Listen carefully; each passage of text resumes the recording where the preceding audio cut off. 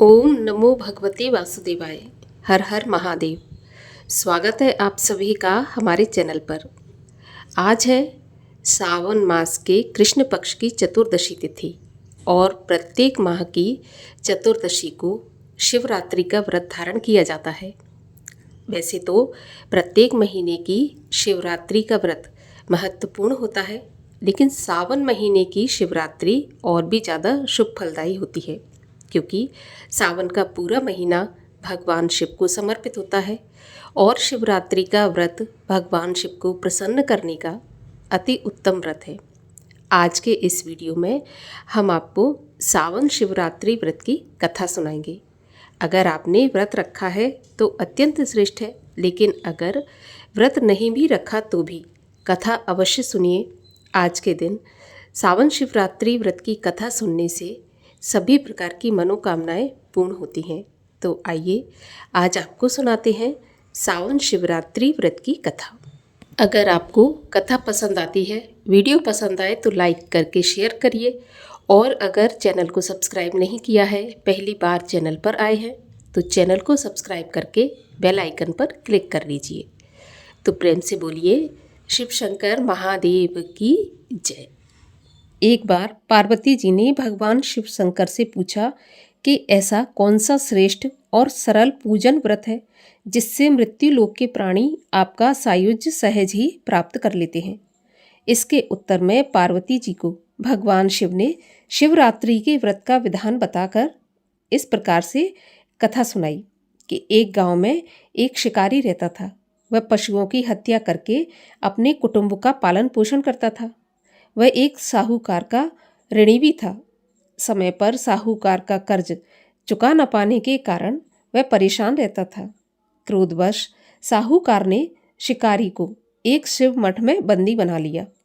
संयोग से उस दिन शिवरात्रि थी। शिकारी ध्यान मग्न होकर भगवान शिव की धार्मिक बातें सुनता रहा और उनका भजन कीर्तन सुनता रहा। चतुर्दशी को उसने शिवरात्रि व्रत की कथा भी सुनी। संध्या होते ही साहूकार ने उसे अपने पास बुलाया और उस शिकारी से पूछा कि तुम मेरा कर्ज कब तक लौटा दोगे। तब उस शिकारी ने अगले दिन पूरा ऋण लौटा देने के लिए वचन दिया और ऐसा वचन देकर वह जेल से छूट गया। अपनी दिनचर्या की भांति वह जंगल में शिकार के लिए निकला। दिन भर कारागार में रहने के कारण वह भूख प्यास से व्याकुल था। वह जंगल में एक तालाब के किनारे बेल के वृक्ष पर शिकार करने के लिए पड़ाव बनाने लगा। बेल वृक्ष के नीचे शिवलिंग था। पड़ाव बनाते समय उसने जो टहनियाँ तोड़ी थीं वे संयोगवश शिवलिंग पर गिरती रहीं। इस प्रकार दिन भर भूखे प्यासे से शिकारी का व्रत भी हो गया और शिवलिंग पर बेलपत्र भी चढ़ गए। एक पहर रात्रि बीत जाने पर एक गर्भिणी मृगी तालाब पर पानी पीने निकली। अवसर पर न चूकने वाले शिकारी ने तीर धनुष पर चढ़ाकर जैसे ही प्रत्यंचा खींची तो यह हिरनी बोली कि मैं गर्भवती हूँ, शीघ्र ही मैं प्रसव करूँगी। तुम एक साथ दो जीवों की हत्या करोगे तो ये उचित नहीं होगा। मैं अपने बच्चे को जन्म देकर शीघ्र ही तुम्हारे पास वापस लौट आऊँगी, तब तुम मुझे मार डालना। शिकारी ने प्रत्यंचा ढीली कर दी और वह हिरनी जंगली झाड़ियों में गायब हो गई। कुछ ही देर बाद एक और हिरनी उधर से निकली। शिकारी की प्रसन्नता का ठिकाना नहीं रहा। पास आने पर शिकारी ने फिर से धनुष पर बाण चढ़ाया। तब वह मृगी ने विनम्रतापूर्वक निवेदन किया कि हे व्याध, मैं थोड़ी देर पहले ऋतुकाल से निवृत्त हुई हूँ। कामातुर विरहिणी हूँ। अपने प्रिय की खोज में भटक रही हूँ। मैं अपने पति से मिलकर शीघ्र ही तुम्हारे समक्ष प्रस्तुत हो जाऊंगी। और व्याध ने उसे भी जाने दिया। 2 बार शिकार को खोकर व्याध का माथा ठनका और वह चिंता में पड़ गया कि ये क्या हो गया। रात्रि का आखिरी पहर बीत रहा था। इतने में एक मृगी वहां से अपने बच्चों के साथ निकली। शिकारी के लिए तो यह स्वर्ण अवसर था। उसने धनुष पर तीर चढ़ाते देर नहीं लगाई और वह तीर छोड़ने वाला ही था कि वह बोली, व्याध, मैं इन बच्चों को इनके पिता के हवाले करके लौट कर आती हूँ। हे शिकारी, तू इस समय मुझे मत मार। लेकिन व्याध हंसा और बोला, सामने आए शिकार को छोड़ देना मेरी बुद्धिमानी नहीं है। मैं इससे पहले भी 2 बार अपना शिकार छोड़ चुका हूँ। मेरे बच्चे भी तो भूख प्यास से तड़प रहे हैं। उत्तर में उस मृगी ने कहा, जैसे तुम्हें अपने बच्चों पर ममता है, ठीक वैसे ही मुझे भी है। इसलिए सिर्फ बच्चों के नाम पर थोड़ी देर के लिए मैं जीवन दान मांगती हूँ। हे जीवन दाता, मैं इन्हें इनके पिता के पास छोड़कर तुरंत ही लौटकर आऊंगी।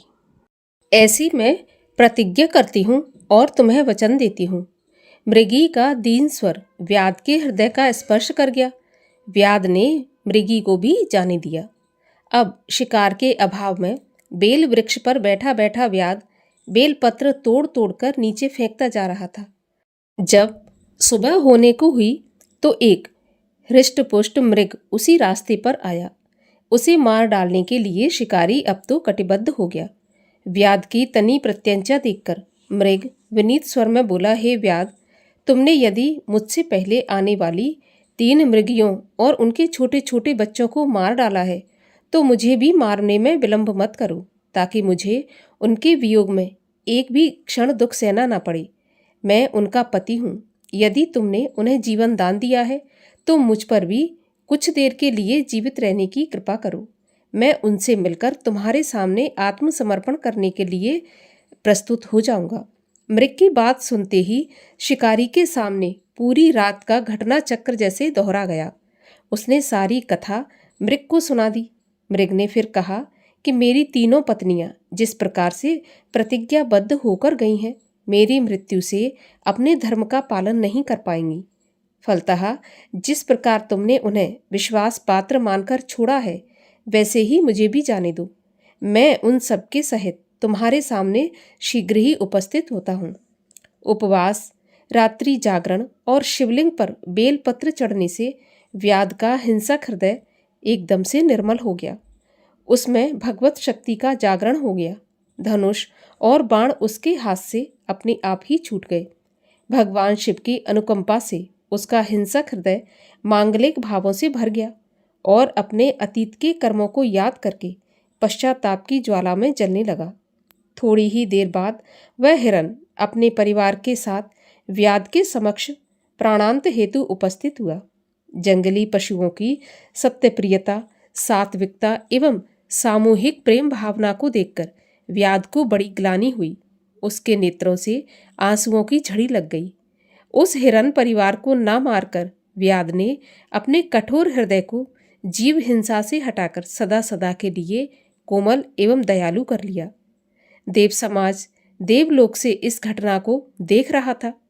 इस घटना की परिणति होते ही देवों और देवांगनाओं ने आकाश से पुष्पों की वर्षा की। व्याध और उसका परिवार सुख भोग कर अंत में मोक्ष को प्राप्त हुए। बोलिए भगवान शिव शंकर महादेव की जय।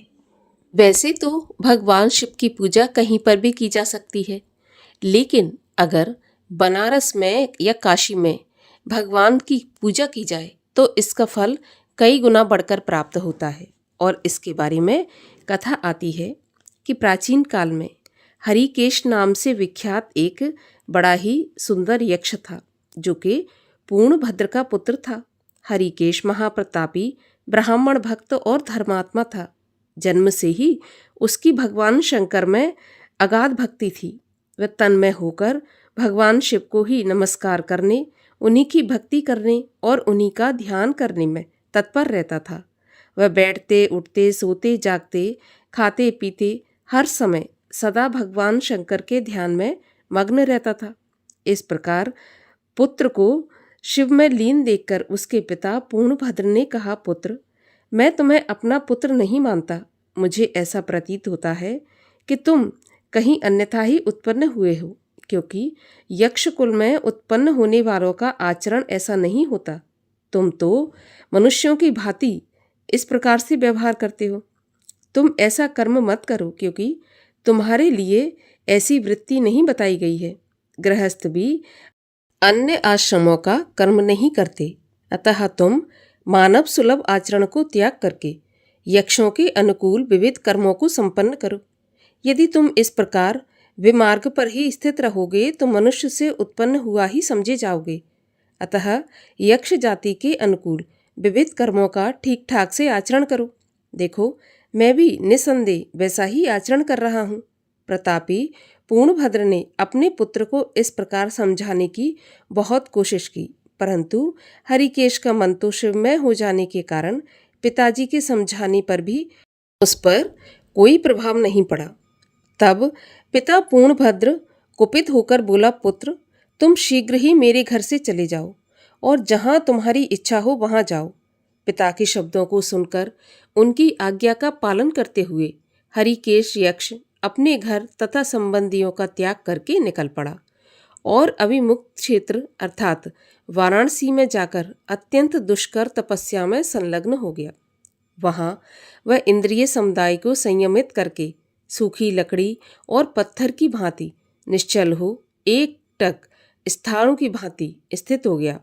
इस प्रकार निरंतर तपस्या में लगे रहने वाले हरिकेश के 1000 वर्ष व्यतीत हो गए। इसके शरीर पर बिमोट जम गया। वज्र के समान कठोर एवं तीखे मुख वाली चींटियों ने उसके शरीर में छिद्र करके उसका मांस, रुधिर और चमड़ा खा डाला, जिससे उसका अस्थि मात्र ही अवशेष रह गया। वह कुंद, शंख और चंद्रमा के समान चमक रहा था। इतने पर भी वह भगवान शंकर के ध्यान में लीन था।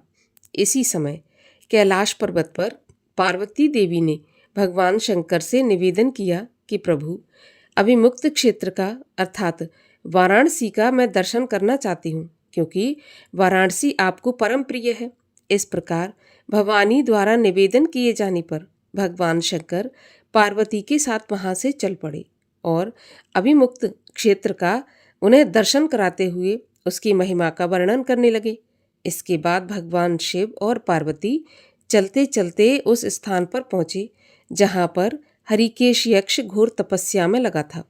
तब महादेव जी ने गिरिराज कुमारी पार्वती से भक्तराज यक्ष को कृपापूर्वक वरदान देने के लिए इस प्रकार कहा कि हे भामिनी, ये मेरा भक्त है। तपस्या से इसके सभी पाप नष्ट हो चुके हैं, अतः ये हम लोगों से वरदान प्राप्त करने का अधिकारी हो गया है।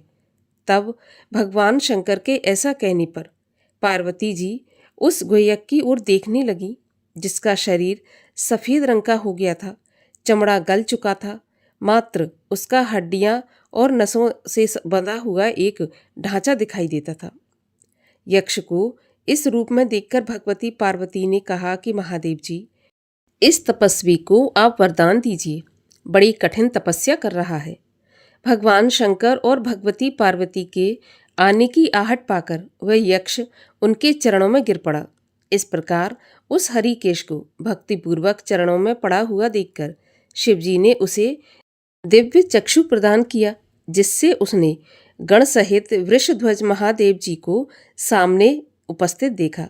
तब भगवान शिव ने प्रसन्न होकर यक्ष से कहा कि यक्ष, मैं तुम्हें पहले ये वरदान देता हूँ जिससे तुम्हारे शरीर का वर्ण सुंदर हो जाए और तुम त्रिलोकी में देखने योग्य हो जाओ।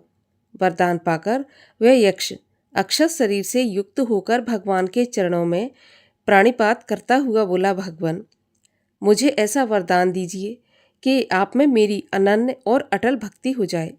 मैं अक्षय अन्न का दाता तथा लोकों के गणों का अधीश्वर हो जाऊं, जिससे आपके इस अभिमुक्त स्थान का सदा दर्शन करता रहूं।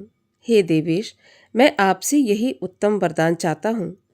भगवान शिव ने पुनः वर देते हुए कहा, यक्ष, तुम जन्म मरण से मुक्त, संपूर्ण रोगों से रहित, सबके द्वारा सम्मानित धनदाता गण अध्यक्ष होगे।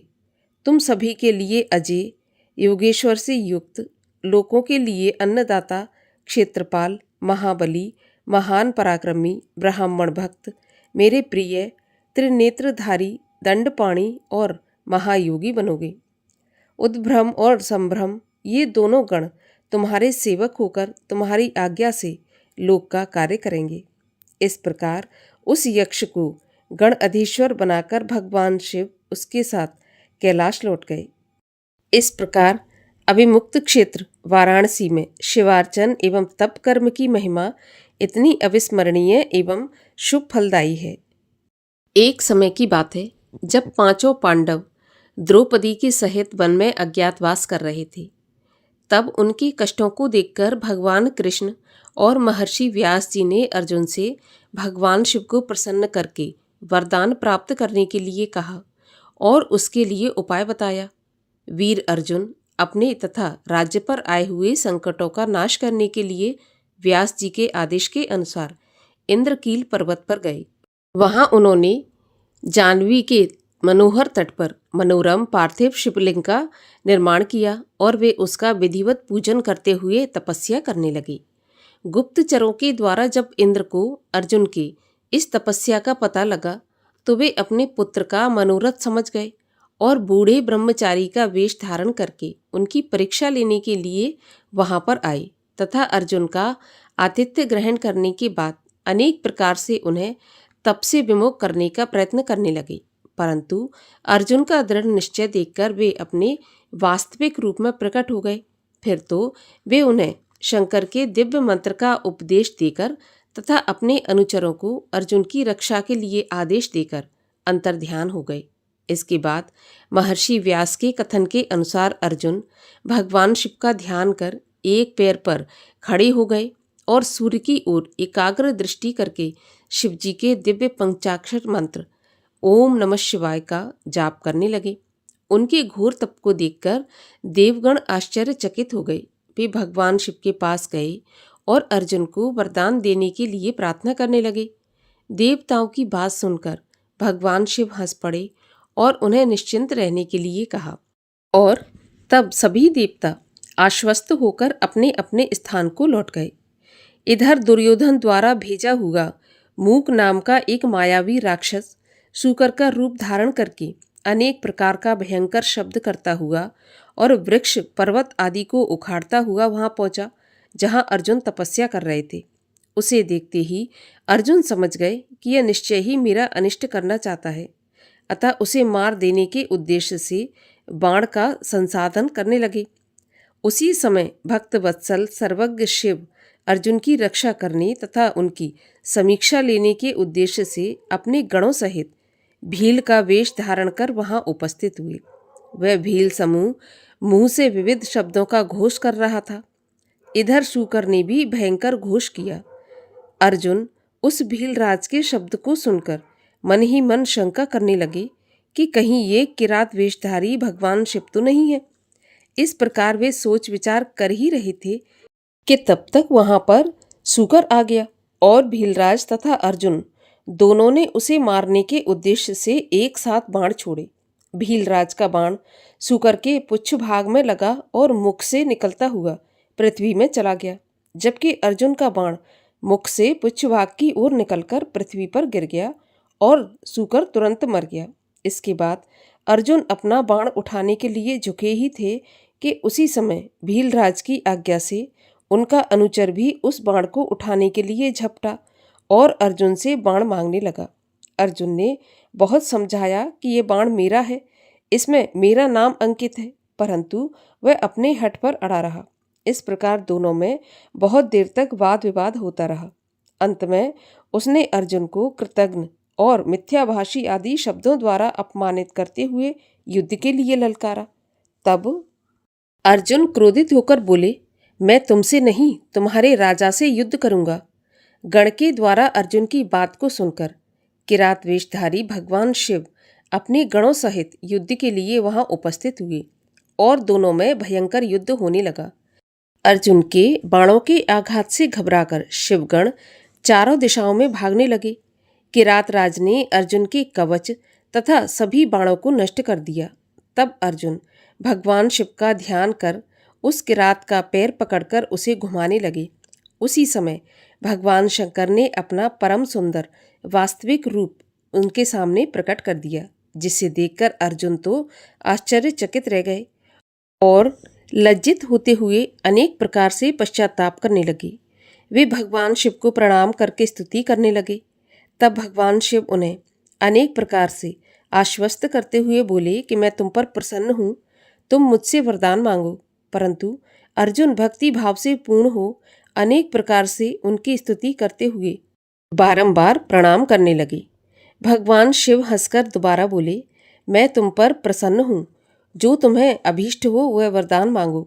तब अर्जुन ने कहा, नाथ, मेरे ऊपर जो शत्रुओं के संकट थे वे तो आपके दर्शन मात्र से ही नष्ट हो गए। अतः जिससे मेरी इस लोक की परासिद्धि हो ऐसी कृपा करें। तब भगवान शिव ने अपना अजय पशुपत अस्त्र अर्जुन को दे दिया और कहा, वत्स, इस अस्त्र से तुम सदा अजय रहोगे। जाओ और सभी जगह विजय प्राप्त करो। मैं श्री कृष्ण से भी तुम्हारी सहायता के लिए कहूँगा। इस प्रकार भगवान शिव अर्जुन को आशीर्वाद देकर अंतर्ध्यान हो गए और अर्जुन प्रसन्न चित्त हो अपने बंधुओं के पास लौट गए। ओम जय शिव ओमकारा, स्वामी हर शिव ओमकारा, ब्रह्मा विष्णु सदा शिव अर्धांगी धारा। ओम जय शिव ओमकारा, एकानन चतुरानन पंचानन राजे, हंसासन गरुणासन वृषवाहन साजे। ओम जय शिव ओमकारा, दो भुज चार चतुर्भुज 10 भुज ते सोहे, तीनों रूप निरखता त्रिभुवन जन मोहे। ओम जय शिव ओमकारा, अक्षमाला वनमाला मुंडमाला धारी, चंदन मृग मद सोहे, भोले शशिधारी। ओम जय शिव ओमकारा, श्वेतांबर पीतांबर बाघांबर अंगे, सनकादिक ब्रह्मादिक भूतादिक संगे। ओम हर हर हर महादेव, कर मैं श्रेष्ठ कमंडल, चक्र त्रिशूल धरता, जग करता जग हरता, जग पालन करता।